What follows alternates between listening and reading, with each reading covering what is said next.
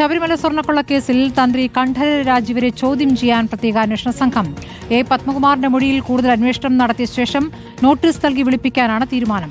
കേസിലെ ഒന്നാം പ്രതി ഉണ്ണികൃഷ്ണൻ പോറ്റി വീണ്ടും കസ്റ്റഡിയിൽ വാങ്ങി ചോദ്യം ചെയ്യാനും നീക്കമുണ്ട്.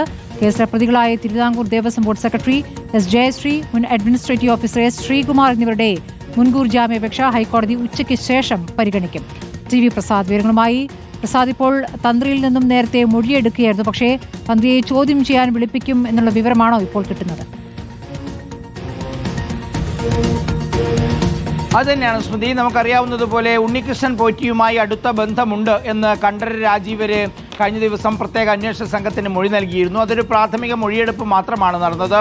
പിന്നീട് ഇന്നലെയും മിനിഞ്ഞാന്നുമായി മുൻ ദേവസ്വം ബോർഡ് പ്രസിഡന്റും CPIM പത്തനംതിട്ട ജില്ലാ കമ്മിറ്റി അംഗവുമായ പത്മകുമാറിനെ വിശദമായി കസ്റ്റഡിയിൽ വാങ്ങി ചോദ്യം ചെയ്തതിൽ നിന്നാണ് തന്ത്രിയുടെ കുറച്ച് കാര്യങ്ങളെക്കുറിച്ചുള്ള വിശദാംശങ്ങൾ പ്രത്യേക അന്വേഷണ സംഘത്തിന് കിട്ടിയത്. അതായത് ശബരിമലയിൽ വർഷങ്ങളായുള്ള ഈ പോറ്റിയുമായുള്ള ബന്ധത്തിലേക്ക് നയിച്ചത് അത് തന്ത്രി കണ്ഠര രാജീവർക്ക് പോറ്റിയുമായുള്ള ബന്ധത്തെ തുടർന്നാണ് എന്ന മൊഴിയാണ് ഇതിൽ ഏറ്റവും പ്രധാനം. അങ്ങനെയെങ്കിൽ ഒരുപക്ഷെ കഴിഞ്ഞ കുറേ നാളുകളായി നമ്മൾ കഴിഞ്ഞ ദിവസങ്ങളിൽ റിപ്പോർട്ട് ചെയ്തതുപോലെ കൊടിമരവും മണികളും വാജിവാഹനവും അതുപോലെ അഷ്ടദിക്പാലകരും ഉൾപ്പെടെയുള്ള ഒരുപാട് നിർമ്മാണങ്ങളും പുനരുദ്ധാരണവും എല്ലാം ശബരിമലയിൽ നടന്നിട്ടുണ്ട്. അത്തരം കാര്യങ്ങളിലേക്ക് കൂടി എത്തുമോ എന്ന ചോദ്യം ഏറെ പ്രധാനമാണ്. കാരണം അന്നത്തെ വാജിവാഹനം ഇപ്പോഴും കണ്ഠര രാജീവരുടെ കയ്യിലാണുള്ളത്.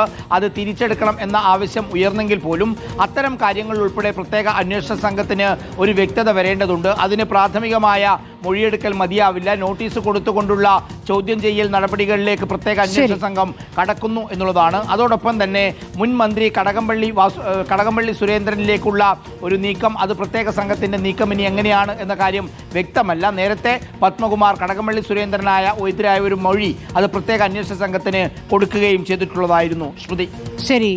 ടി വി പ്രസാദാണ് വിവരങ്ങൾ നൽകിയത്.